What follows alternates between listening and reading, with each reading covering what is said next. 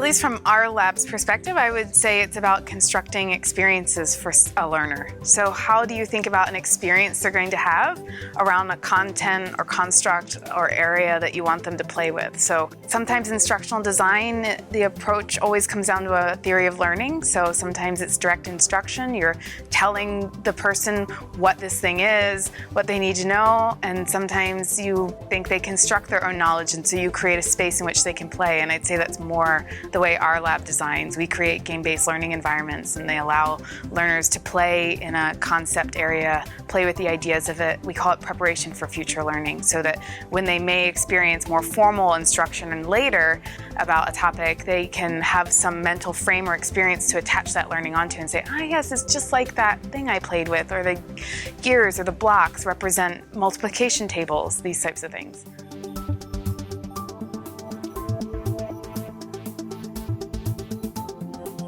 So Playful Learning Initiative was established a few years ago now. I guess it was 2014. And it was funded by the Gates Foundation to support teachers across the U.S. becoming more familiar with how to use game-based learning in the classroom. So how do you use digital games like the ones we make in our lab, the Education Arcade, in the classroom, which isn't always clear for teachers about how to use tools like that. So that was the main focus, but at the heart of it is about helping teachers understand the nature of playful learning. And what I mean by that is ways in which playing with content and ideas the way I just described about how to play in a concept before you might get formal training or instruction about it. So we see many teachers who are really passionate about things like paper and board games because they see the power of game-based learning, and it doesn't have to be digital. But using digital games in the classroom can typically be a bit of a step up and challenge in how to actually facilitate that well. So the goal of the project was to help more teachers understand how to use games in the classroom, to give them more confidence in getting started. Playful learning is really intended to support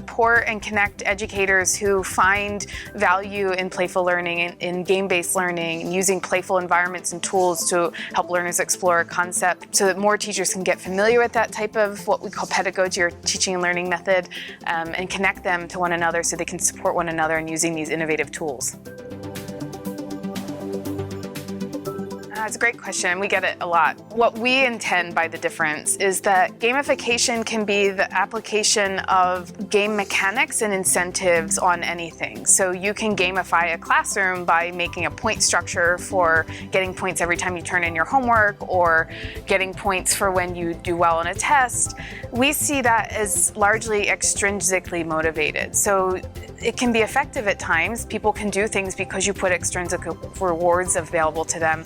But it's not the approach we advocate for because we think learning is inherently intrinsic, that we want to find the motivation internally in the learner to want to play with an idea, a concept, to direct their own learning in a direction that inspires them, and that won't come from chasing an external reward. So playful learning is much more about inspiring and inciting in a learner innate curiosity they would have about something that makes them want to explore their own understanding of it rather than chasing external rewards.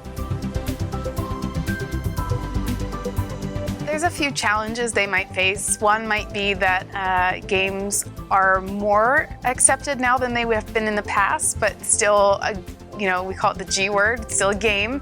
And sometimes people can look at that in the classroom and think good learning isn't happening. And of course, that can often be the direct opposite. Sometimes in a game-based experience, more deep learning is happening than would be in a traditional direct instruction lesson where a teacher's just explaining something to learners. So that can be one of the challenges. Another just might be unfamiliarity with how to support game-based learning. So it's not linear and it's not direct instruction. So how do you support learners in understanding and taking away things from this game-based experience? And that comes really down to them understanding how to support constructivist learning, how to support learners in questioning what they're seeing and asking them to construct their own answer to what's happening rather than telling them the answer. And that's really the power of games, is that they invite that type of pedagogy that isn't just used in games, but it's a better way of, or better aligns with how we know how people learn. We use very iterative practices that combine learning objectives or goals of what you want someone to learn about, and then marrying that with game mechanics. So broadly, we essentially pick a topic that we think learners should be learning about, and then we look at what are the inherent mechanics in that topic. So for example, in multiplication tables, blocks work really well. That's what makes Legos great, is that actually they represent multiplication tables. So we look at the inherent mechanics around a topic and look for the playfulness that we can find and kind of build off of in that. The second answer, deeper answer I would give to that is we actually have a white paper on our website, educationarcade.org, that offers a design framework called XCD, or balanced design, and it's built off of a larger assessment design framework, but essentially invites game designers, what are the objectives or the outcomes you want the learner to be tackling? What's the concept all about?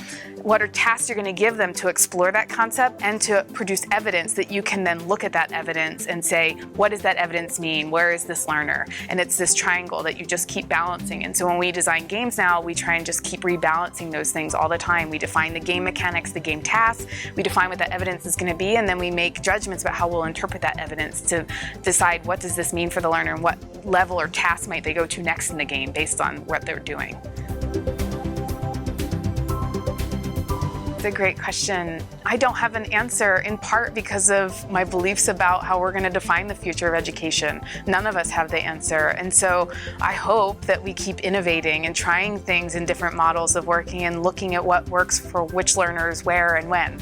And that's part of the challenge. There's no cookie cutter recipe for how to build, quote unquote, the best new school. Different learners in different contexts and regions need different things, but we have a general sense of how people learn. And so I think we do need to rethink that role. And the example I gave in my talk about Lumiere schools, where they've broken the role of the teacher into two parts, where masters from the community or content experts come in and run projects with the learners, frees up the teacher to play a tutor role where they focus on the overall development, the holistic development of the learner, is really inspiring to me. And again, aligns really well with what we know about how people learn. So I hope we keep playing with and rethinking how teachers can best do their job, which is to scaffold and support the overall growth of the learner so they can go off and do their own self-directed learning eventually without the teacher.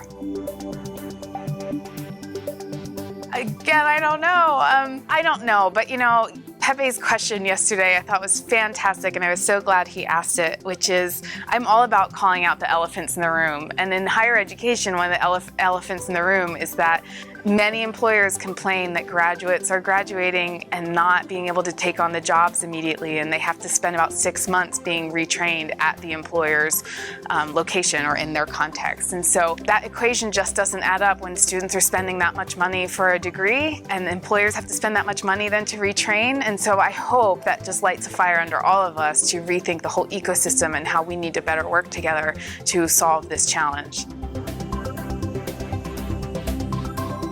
Of course. You guys are fantastic. I've been really inspired by the work you're doing here, and it feels a bit like coming home to my tribe. You're doing work in the same space, sometimes work that I've had a hard time finding a home for at MIT, so it's been really fun being here. Yeah, I've really enjoyed the mix of conversations that have been presented and the perspectives. I don't spend as much time thinking about higher ed specifically, so it's been really great to look at all the different perspectives about the future of higher education and the role they might play. It is a big piece of that ecosystem, that chain between K-12, what we call K-12 in the US, and then the workforce. And we know that you can't just change one. So that's been a great part of it. And I've really enjoyed the enthusiasm and fanfare here for innovation and education. So like I said, that's my passion, and it's great to be somewhere where it's celebrated and supported. It's really great.